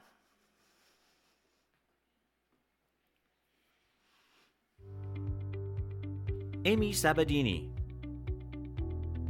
It's quite a surprise to be nominated for an award. I'm in a profession as a teacher that it's usually not about us, it's about who we're serving, and we're usually there for the students. So I don't have a whole list of accomplishments because I'm not really seeking accomplishments.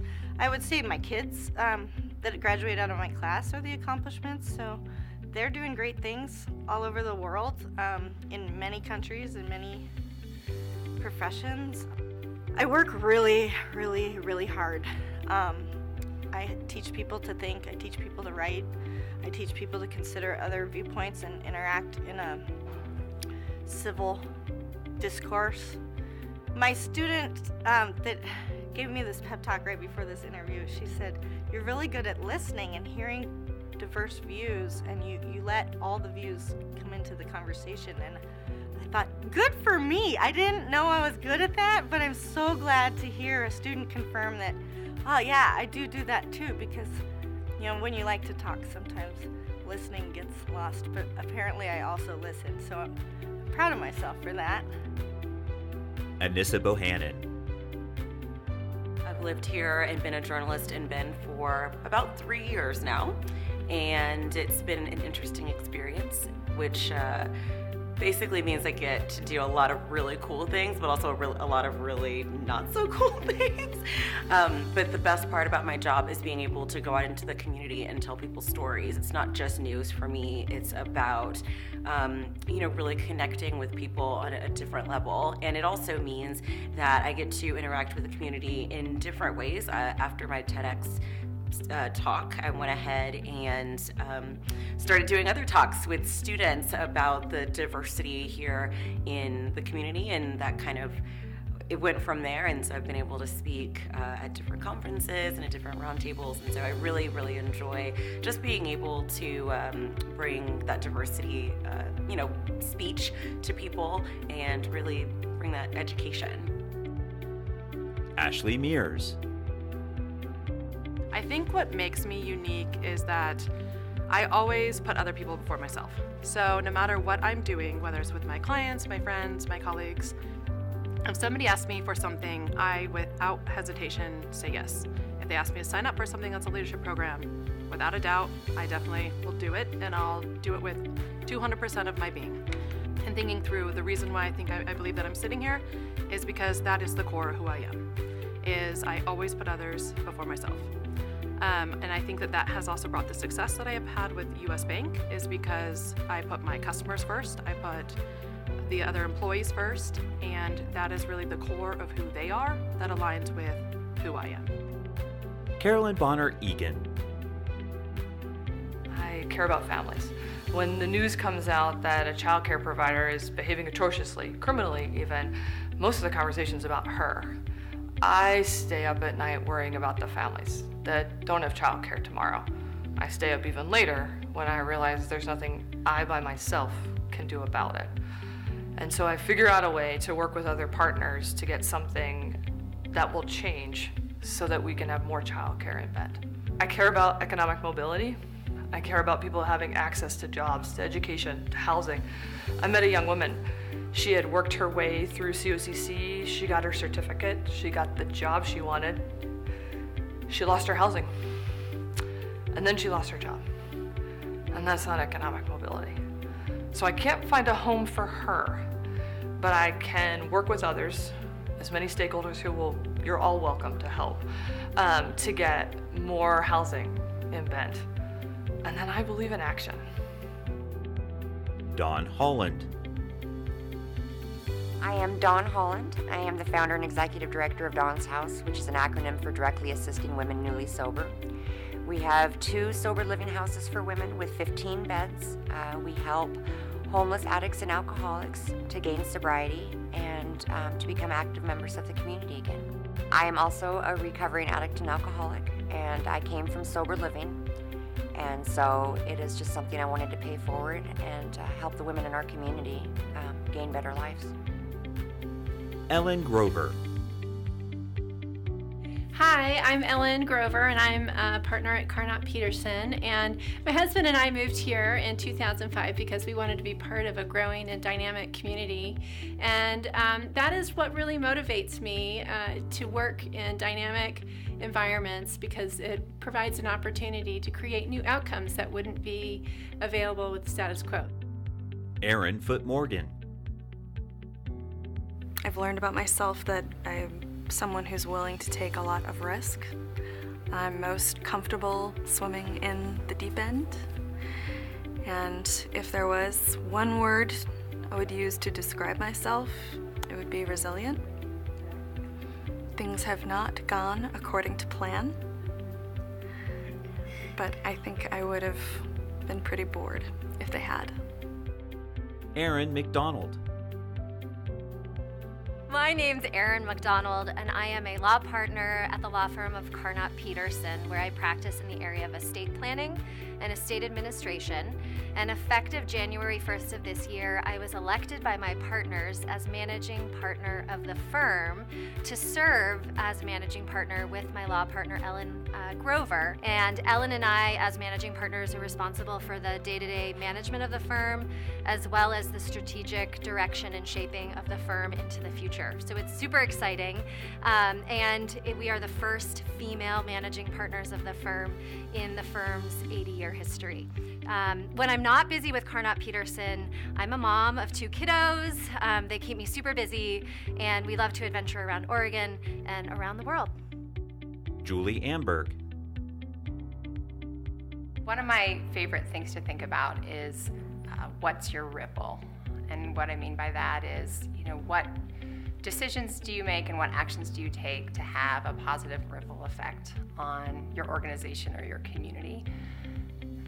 At Cascades Academy, the thing I'm most excited about right now is we're doing a lot of work around what our organizational ripple effect is and creating some really authentic and meaningful community partnerships so that we can have a long-lasting positive ripple effect on the community. Katie Tank.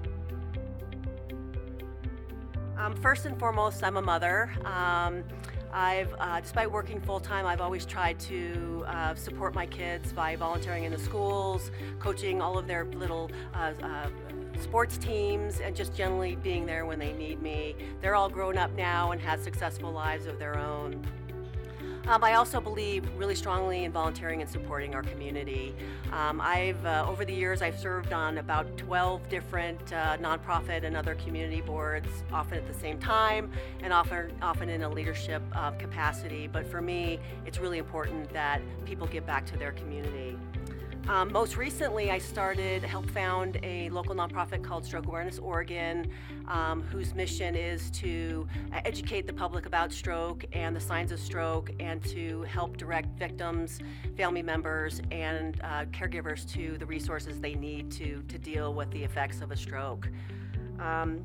I also take a lot of pride in my work as an attorney. I've been practicing law for 30 years. I am a litigator working in a predominantly male-dominated profession, which has had its challenges, but overall I've loved practicing law, and I've loved the trials and triumphs associated with helping my clients solve all of their problems every day.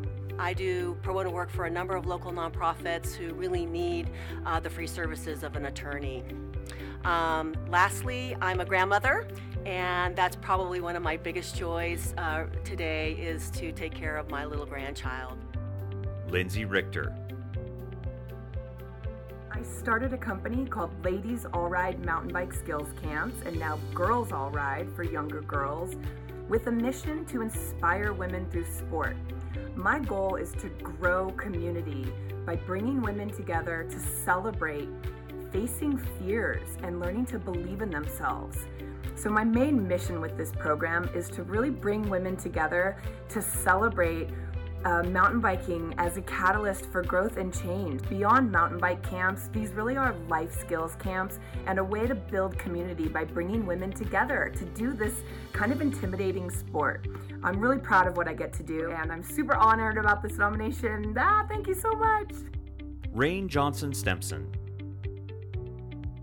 Being a first-generation Vietnamese American, I've spent my career really focused on helping those who are underrepresented be successful and reach their full potential. I've worked to really ensure that we solve the biggest problems, and being a technical woman in a very male-dominated society, I've been able to partner with men to really help accelerate other women and underrepresented groups to be successful and to be leaders and to be chosen. And so at the end of the day, what I care the most about is that more people than me are reaching the top, doing what they love, what they're passionate about, and that they get recognized for it.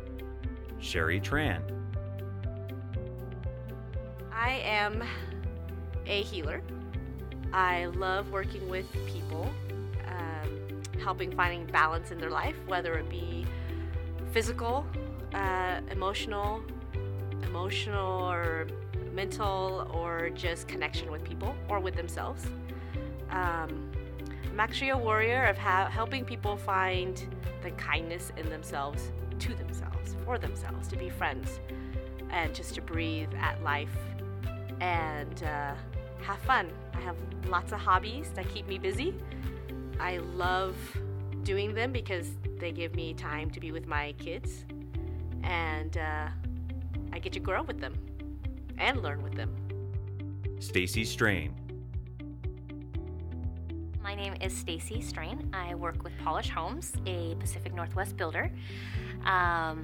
I've been with the company for a little over 15 years and wore many hats, sat in many seats, and had a lot of leaders next to me that I've privileged to have met and learned from. Currently, I'm the senior production director, and something that you may not know about me is the fact that I'm an avid hunter. I like to bow hunt. I like to be out in the woods and navigate throughout nowhere's land. And, you know, my future goal is just to make sure that I learn from today so I can be better for tomorrow. Veronica Vega. Organ transplant, but have been welcome here. I've been at Deschutes Brewery for 12 years. There I'm director of product development. I've been in the brewing industry for 12 years, was one of the first female brewmasters of Deschutes Brewery, super proud of that. Really, you know, learn how to brew at Deschutes, and it's my family. They taught me everything I know, and happy to be a part of an amazing team there.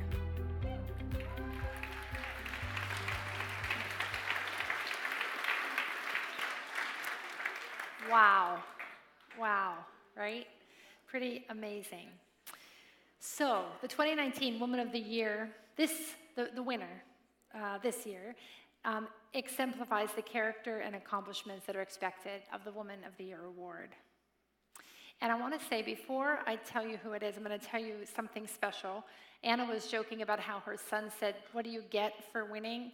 Do you get a trip, you know, whatever?" And my kids asked me the same thing. But the winner of this award tonight is going to actually get something in addition to the trophy and the recognition. The judges were so moved by her story that they donated together $400 toward this winner. And the River House also donated a weekend staycation. So that's a nice little gift for the winner. So, our 2019 Women of the Year has helped shape our community from the inside out by working to bring much-needed services that help women in need in our community. She's someone who leads by example and demonstrates compassion, selflessness, and love for the over 200 women that she has given a home to. Her guidance has inspired many, and she's been instrumental in the development of many Central Oregon businesses. She's the founder and director of Dawn's House, Sober Living Women in Recovery. Please welcome Dawn Holland.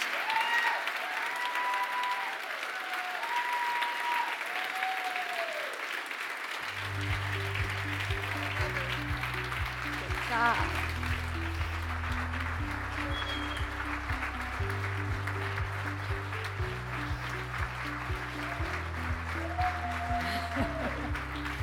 Oops.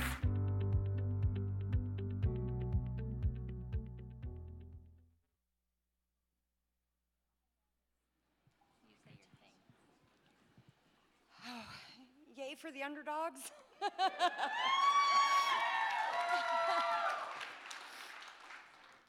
I'm going to stick to the script because I have a tendency to get really passionate when I talk about Dawn's House, and I'll end up in left field over there. This was really an unexpected honor. You see how bad I'm shaking. I feel privileged to be among such amazing other women that were. Okay. I feel very privileged to be among such amazing women in our community. And the biggest honor is that the nomination came from the women that I serve.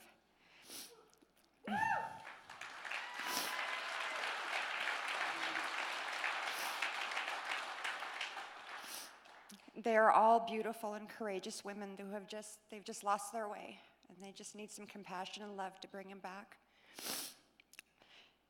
They have helped me as much as I have helped them. I'm also really happy to have the two most important people in the world to me, my sister Jennifer, and my daughter and my light, Kira, and they keep me very much grounded in love, patience, and compassion.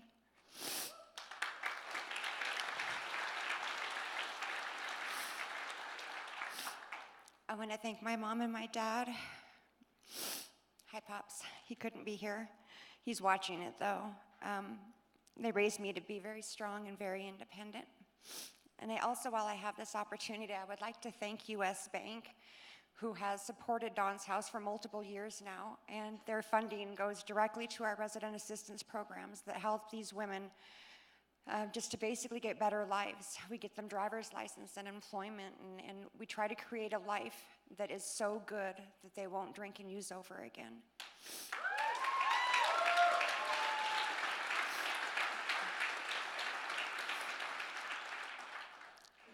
The last thing that I wanted to say is, I heard it a couple times tonight, but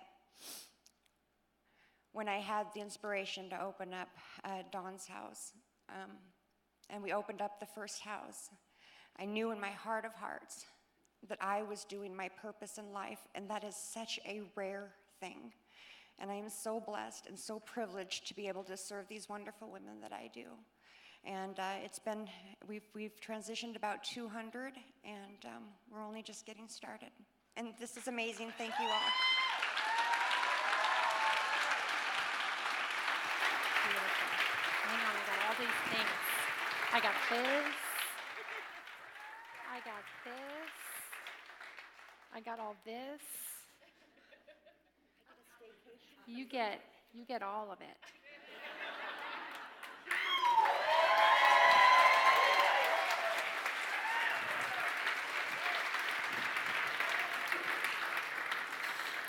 Beautiful, beautiful, wonderful services in our community. So many of us, myself included, are touched by the disease of addiction. How powerful to know the work you're doing, Dawn, with your team. Thank you.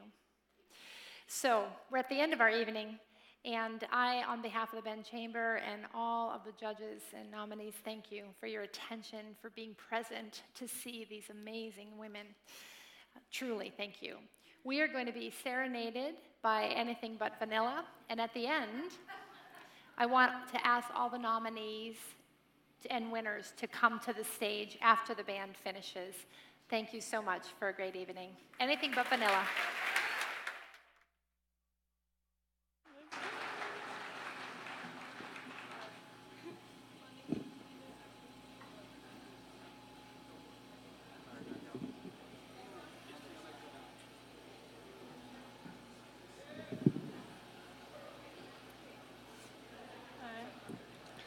So like she said, we are Anything But Vanilla, or ABV for short, and I just want to do a quick introduction of everyone. We've got Lolana on bass, Eli on guitar, Tim on drums, Emerson on keys, and I'm Annika, and I'm on vocals.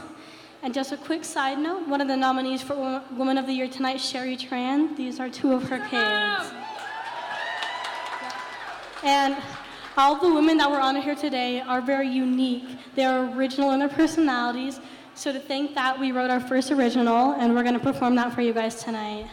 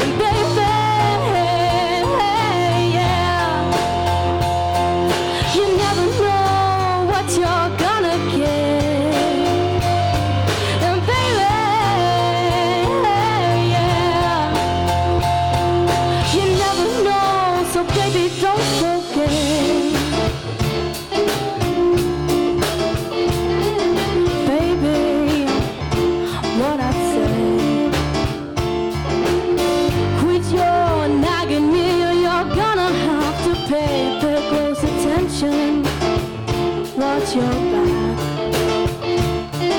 Around these parts, you're never safe unless you're in a pack. And baby,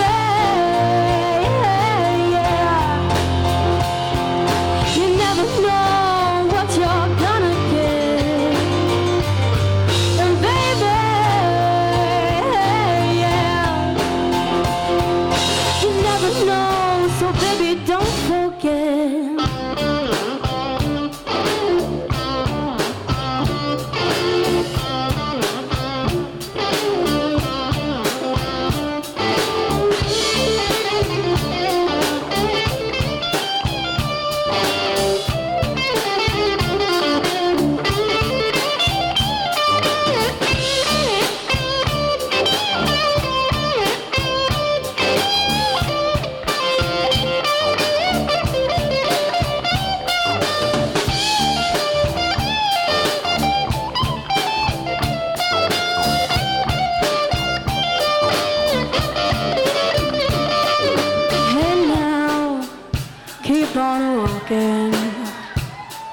Just turn around and get on out of here. Out of sight, out of mind is the place to be. So go ahead, get on down before you see what's side of me. And baby, yeah, you never know what you're gonna get. Baby,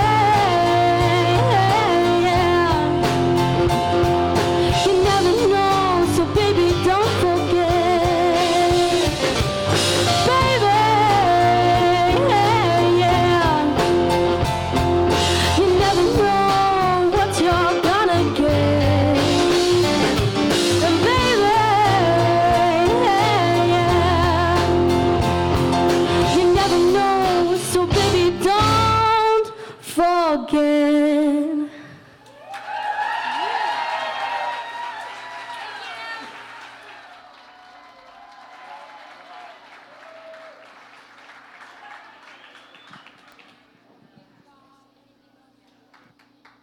Buddy, are you doing another song of mine? You want to say more?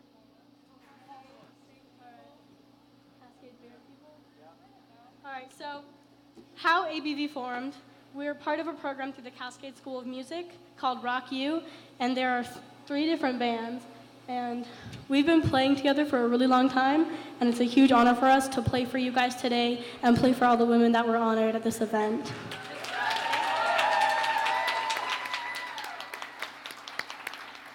Aren't they great? Good job. Thank you. Thank you for a great evening. All nominees and award winners, please join me up on stage. Everybody else, travel home safely. Thank you, Ben Chamber.